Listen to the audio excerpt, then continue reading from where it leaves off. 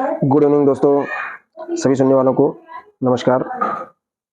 आज हम लोग इस वीडियो के माध्यम से बात करेंगे साम्राज्य, जो मगध का साम्राज्य स्थापित होता है, बड़ा विशाल साम्राज्य आगे देश का बहुत ही संपन्न और जिसमें विभिन्न प्रकार के राजा राज करते हैं और कैसे स्थापित होती है, इस सब बारे में चर्चा करेंगे। तो जैसा कि देख रहे हैं, साम्राज्य, जब राजा अपने राज्य की सीमा का अत्यधिक विस्तार कर लेते हैं तो उनके राज्य को साम्राज्य कहा जाता है।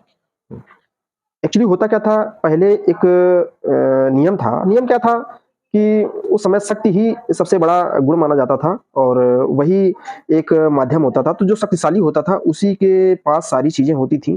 तो जैसे पहले कुछ कबीलों वाली परंपरा थी आर्यों में, तो उसके बाद राज्य जनपद बने, जन का प्रमुख होने लगा और तो वो भी प्रभावशाली होता था। उसके बाद 16 महाजनपद हुए। तो महाजनपद जब जन से बड़ी इकाई बन गए, छोटे छोटे बड़े बड़े जो जनपद हैं उनको मिला गिल के 16 महाजनपद हुए। और इसके बाद फिर उसमें भी राजा थोड़ा और शक्तिशाली हो गए, सेना रखने लगे। तो उनका क्रमिक जो विस्तार हुआ तो वो महाजनपद में होता। महाजनपद के बाद एक साम्राज्य के रूप में दिखता है मगध का साम्राज्य। तो इसलिए कहा गया, जब राजा अपने राज्य की सीमा अत्यधिक विस्तार कर लेते हैं तो विस्तार तभी कर पाते हैं जब उनकी सत्ता बहुत ही मजबूत होती है। और मजबूत सत्ता तब होती है जब उनके पास एक अच्छी सेना होती है, एक अच्छा खासा सैन्य संगठन होता है। और तो 6वीं शताब्दी ईसा पूर्व से नंदों के साम्राज्य की स्थापना तक मगध में, नंदों के साम्राज्य की स्थापना तक मतलब अंतिम जो शासक था नंद वंश, तो उसके अंत तक मगध में 3 राजवंशों का शासन हुआ। पहला हर्यक वंश। हर्यक वंश में बहुत सारे राजा हुए, उनकी वंशावली, उनके नामों के बारे में यहाँ नहीं जिक्र किया गया है, लेकिन हम आगे विस्तार से किसी दूसरे टॉपिक में जब दिया जाएगा तो बात करेंगे। अभी यहाँ सिलेबस के मुताबिक हमारा हर्यक वंश बताना ही पर्याप्त है।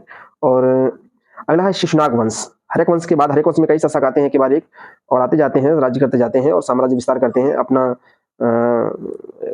जो योगदान करते हैं राज्य में। और इसके बाद शिशुनाग वंश आता है। शिशुनाग वंश के भी बहुत सारे कई राजा होते हैं और वो भी साम्राज्य विस्तार या शासन की इकाइयों में अपना सहयोग और जो भी होता है देते हैं योगदान।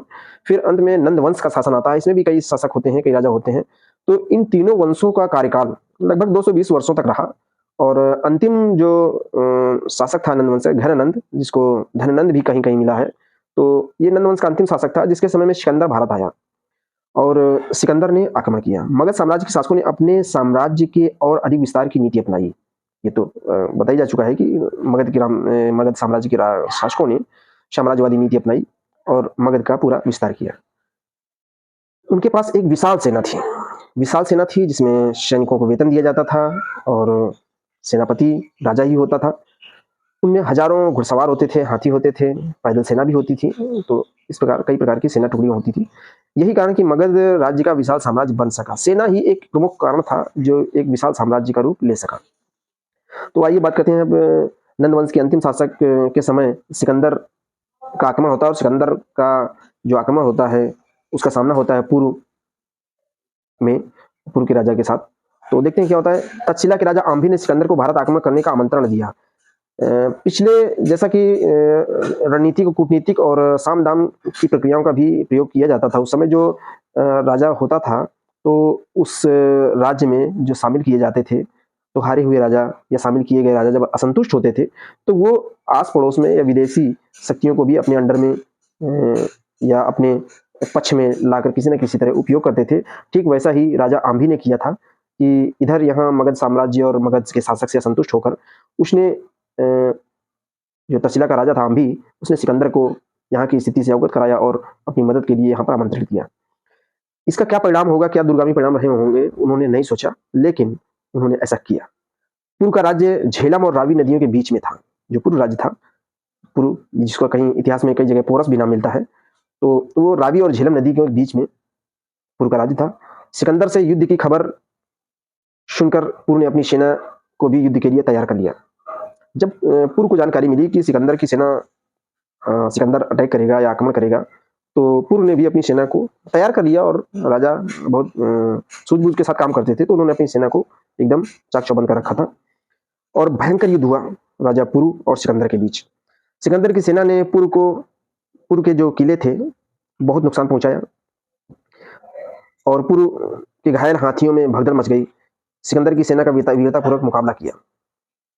पुरु ने जो है सिकंदर की सेना का बहुत वीरतापूर्वक सामना किया, लेकिन पुरु सिकंदर को जीत नहीं पाए।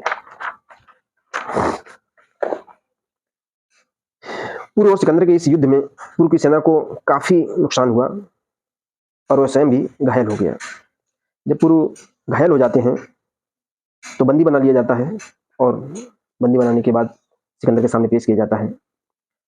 तो एक किंवदंती और कहानी कथानक प्रचलित है कि पुरु से पूछा सिकंदर ने कि तुम्हारे साथ कैसा व्यवहार किया जाए। तो सिकंदर बहुत ही निर्भीक और वीर व्यक्ति था।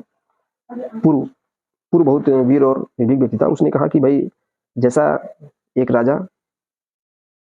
के साथ करता है वैसा ही मेरे साथ भी व्यवहार किया जाए।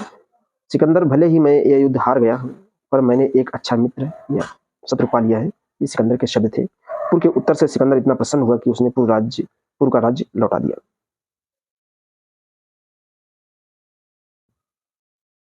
तो इस तरह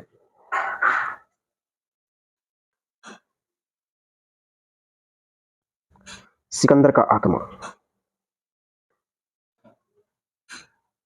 सिकंदर का आक्रमण उन दिनों यूरोप महाद्वीप के यूनान देश में मैसेडोनिया का एक राज्य था। वहां का राजा सिकंदर अपनी विशाल सेना लेकर दुनिया जीतने के इरादे से चला।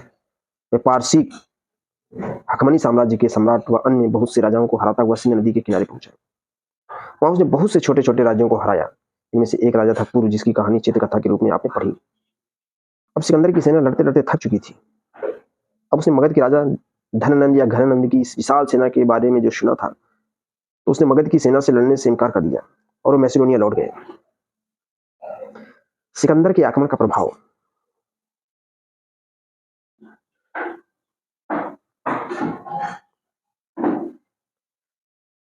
क्या पड़ता है सिकंदर के आक्रमण का प्रभाव? सिकंदर ने भारत पर 326 ईसा पूर्व में आक्रमण किया था। 326 ईसा पूर्व, यानी ईसा मसीह के जन्म के 326 वर्ष पूर्व सिकंदर ने भारत पर आक्रमण किया। और सिकंदर के भारतीय आक्रमण के विवरण से भारतीय इतिहास की तिथि निर्धारण में सहायता मिलती है। बहुत ही उस समय के जो आक्रमण हुआ ये, तो उससे काफी हेल्प मिली कि इस सिकंदर के आक्रमण से डेट निर्धारित हुई। समय की जो स्थिति है उसके बारे में एग्जैक्ट लोकेशन मिल जाती है कि वास्तव में क्या समय रहा होगा। सिकंदर के आक्रमण ने भारत के द्वार यूनानी संपर्क और प्रभावों के लिए खोल दिए। हालांकि इसके पहले यूनानी और यूरेशिया वगैरह से संपर्क रहा देश का, भारत का, लेकिन ऐसा रहा कि जैसे आर्य वहां से आए, मध्य एशिया से आए, तो उन्होंने यहाँ पर आके अपना एक स्थायी जीवन व्यतीत करने लगे। तो एक तरह से वो यहाँ के स्थायी हो गए। लेकिन सिकंदर आया और आक्रमण किया, वापस चला गया। तो एक तरह से ये डायरेक्ट इनडायरेक्ट इफेक्ट पड़ा कि एक संपर्क बना। इस घटना के बाद विदेशों से घनिष्ठ व्यापारिक और सांस्कृतिक संबंध स्थापित हुए। तो इस आक्रमण से विदेशों के संपर्क में आने का एक प्रचलन बढ़ा। भारतीय शिल्पकार, ज्योतिषी और विज्ञान क्षेत्र पर यूनानी लेखों का गहरा प्रभाव पड़ा। तो भारतीय सिक्कों पर यूनानी सिक्कों की निर्माण शैली का प्रभाव पड़ा। ये आक्रमण बहुत छोटा था, बहुत कम समय का था और बहुत ज्यादा प्रभावशाली नहीं था, लेकिन फिर भी इस आक्रमण से भारत के भूभाग पर काफी प्रभाव पड़े। और इस तरह काफी प्रभाव छोड़ने के बाद हमारी ये भारतीय संस्कृति में और मगध साम्राज्य में काफी परिवर्तन होते हैं। काफी सांस्कृतिक प्रभाव देखे जाते हैं जो यूरोपीय प्रभाव मिलते हैं। तो इस प्रकार ये चैप्टर खत्म होता है और हम लोग इसके आगे के चैप्टर में बात करेंगे। अगले टॉपिक पर वीडियो में मिलेंगे। धन्यवाद।